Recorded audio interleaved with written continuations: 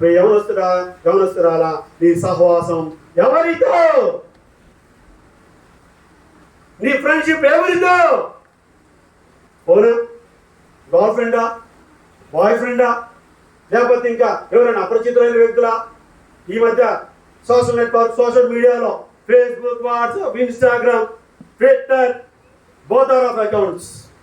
వాటిలో నువ్వు స్నేహం చేస్తున్నావా? నీ స్నేహం ఎవరితో?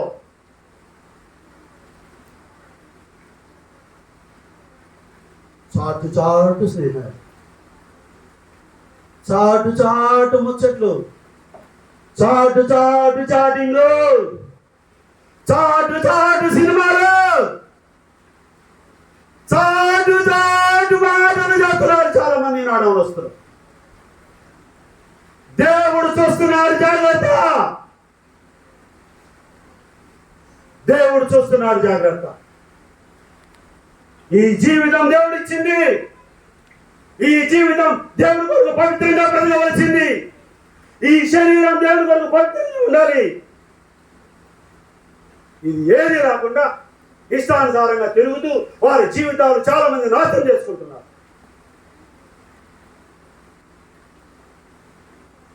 జాగ్రత్త. దేవుడు చూస్తూ ఊరుకోడు, జాగ్రత్త.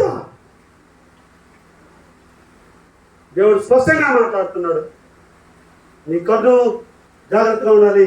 రెండవ విషయం, నువ్వు రక్షించబడాలి. మూడవది, నువ్వు దేవునితో సహవాసించాలి. అందులో లేచి పడదాం. చిన్న ప్రార్థన. అందరూ లేచి పడదాం. బైబిల్స్ పక్కన పెట్టండి, కళ్ళు మూసుకోండి. చిన్న ప్రార్థన. భోజనానంతరం మళ్ళా మనం కలుసుకుంటాం. దయచేసి చెప్పబడిన సంగతుల గురించి, చెప్పబడిన సంగతుల విషయమై చిన్న ప్రార్థన. తల్లి, చెల్లి, అన్నాక దేవుడు నీతో స్పష్టంగా మాట్లాడాడు. యవనస్తురాలా, దేవుడు నీ జీవితాన్ని మార్చడానికే ఇదిగో ఈ స్థలానికి తీసుకుని వచ్చాడు. ఈ జీవితం సరిచేయడానికే దేవుడి స్థలానికి తీసుకుని వచ్చాడు. దేవుడు నీ బ్రతుకుతో మాట్లాడడానికే ఈ స్థలానికి తీసుకుని వచ్చాడు. నీ జీవితం ఎలాగుందో నాకు తెలియదు. దేవుడు చూస్తున్నాడు. ఒకవేళ దేవుడు నీతో మాట్లాడిన విషయాల్లో ఇదిగో ఈ సంగతులు ఉంటే దేవుడి దగ్గర కీనుడువై తగ్గించుకొని, ప్రభువా నేను పాపిని నాయన, నన్ను క్షమించు. నీ కొరకు నేను ప్రత్యేకముగా ఉండే వ్యక్తిగా నన్ను చేయి, నా జీవితాన్ని సరి చేసుకుంటానని ప్రార్థించగలిగితే దేవుడు నీ ప్రార్థన వినటానికి సిద్ధంగా. ఒక్క విషయం, చిన్న ప్రార్థన. అమ్మా, ఎవరు కళ్ళు తెరిచూడదు. అయ్యా, ఎవరు కళ్ళు తెరిచూడదు. పరిశుద్ధాత్మ దేవుడు మన మధ్యలో సంచరిస్తున్న సమయం. నోరు తెరు. నీ పరిస్థితి యథార్థంగా ఒప్పుకో. ఎవరన్నా చూస్తారో లేకపోతే ఎవరు అనుకుంటారో అనుకుంటే ఇదిగో ఇదే మిక్కిలి అనుకోవాల సమయం. నేడే రక్షణ దినం. నువ్వు రక్షించబడాలి అంటే నువ్వు నోరు తెరిస్తే రక్షించబడతావు. నోరు తెరిచి నువ్వు హృదయాన్ని తెరు. ప్రభు దగ్గర పశ్చాత్తాపడు. ప్రభు, నా జీవితం ఇది, నా గుండె నలిగిపోతుంది, నా గుండె నలిగిపోతుంది. అందులో నుంచి నన్ను బయటికి తీసుకుని రా ప్రభు. నన్ను బయటికి తీసుకురా. నా జీవితాన్ని పరిపూర్ణంగా మార్చు.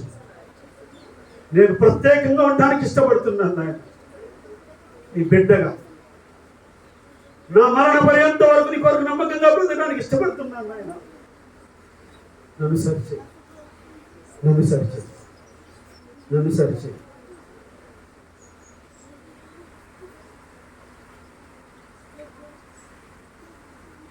ప్రార్థన చేసుకుందాం.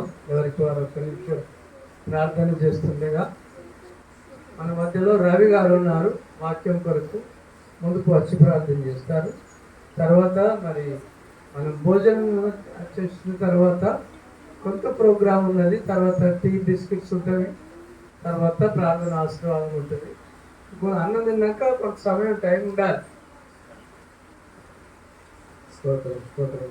ఏసయ్య గొప్పవాడా, నీ మన ఆస్తులు స్తోత్రాలు చెల్లిస్తున్నాం. ప్రభావ చెప్పబడిన వాక్య భాగాన్ని బట్టి ప్రభావ మన కన్నులు పరిశుద్ధంగా ఉన్నాయా లేవని ప్రార్థిస్తున్నాం తండ్రి. ప్రభావ మా హృదయాలను కూడా పరిశుద్ధంగా చేయమని, కన్నులను హృదయాల ప్రతి పరిశుద్ధంగా ఉండి ప్రభావ సన్నిధిలో ఎదుగుదల దయచేయమని ప్రభావ మమ్మల్ని అందరూ మీకే అప్పగిస్తున్న వాక్యాన్ని మాకు అందరికీ అర్థమయ్యేదని బోధించిన ఆయగారిని బట్టి మనం స్తోత్రాలు చెల్లించుకుంటాం. వేసినామని అడుగుతున్నాం తండ్రి. ఆమేన్. మంచిదమ్మ, ఒక హాఫ్ అన్ అవర్ భోజనాలు చేసి రండి. ఈ వాక్యం మీద అభిప్రాయాలు ఉంటాయి కొన్ని.